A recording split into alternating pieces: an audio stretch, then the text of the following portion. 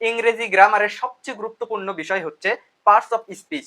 Parts of speech ছাড়া ইংরেজি grammar প্রায় অসম্পূর্ণ।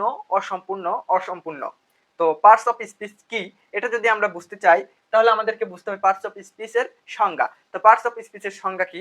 পার্টস অফ স্পিচের সংজ্ঞা হচ্ছে বাক্যের মধ্যে ব্যবহৃত অর্থাৎ সেন্টেন্সের মধ্যে ব্যবহৃত প্রত্যেকটি ওয়ার্ডই এক একটি পার্টস অফ স্পিচ, অর্থাৎ বাক্যে ব্যবহৃত অর্থাৎ সেন্টেন্সে ব্যবহৃত প্রত্যেকটি অর্থবোধক শব্দ বা অর্থবোধক ওয়ার্ডই আলাদা আলাদা parts of speech. Parts of speech মূলত ৮ প্রকার। পার্টস অফ স্পিচ মূলত ৮ প্রকার। ৮ প্রকার কি কি? ৮ প্রকারের মধ্যে ১ নম্বর হচ্ছে noun, pronoun,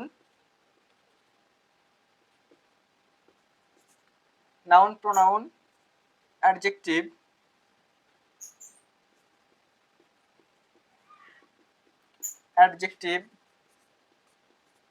verb,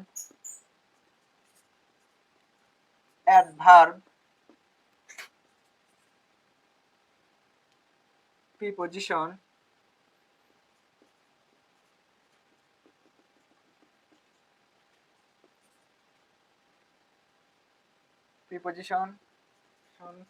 conjunction and ৮ number হচ্ছে ইন্টারজেকশন।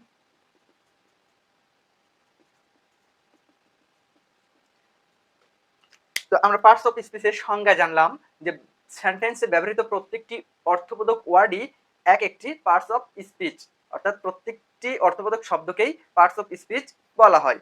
তো পার্টস অফ স্পিচ ৮ প্রকার। আমরা ৮ প্রকার কি কি পেলাম?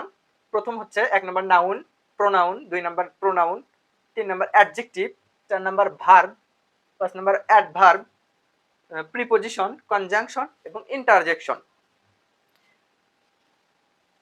আজকের শুধু এই পার্টস অফ স্পিচের ৮টি অপশনগুলো আপনাদের মাঝে পরিচয় করে দিলাম। এর পরবর্তীতে আমরা নাউন নিয়ে বিস্তারিত আলোচনা করব। কিভাবে আমরা নাউন চিনব, নাউন কি, নাউন কত প্রকার, কি কি, এবং কিভাবে আমরা নাউনকে চিনব এবং নাউনকে মডিফাই করতে পারি, এই বিষয়ে আমরা পরবর্তীতে আলাদা ক্লাসে আপনাদেরকে দেখাবো। যেহেতু ভিডিও বেশি বড় করা যায় না, সেহেতু আমরা আজকের মতো এইখানেই বিদায় নিচ্ছি। দেখা হবে পরের কোনো ভিডিওতে। সে পর্যন্ত সবাই ভালো থাকবেন, সুস্থ থাকবেন। আল্লাহ হাফেজ।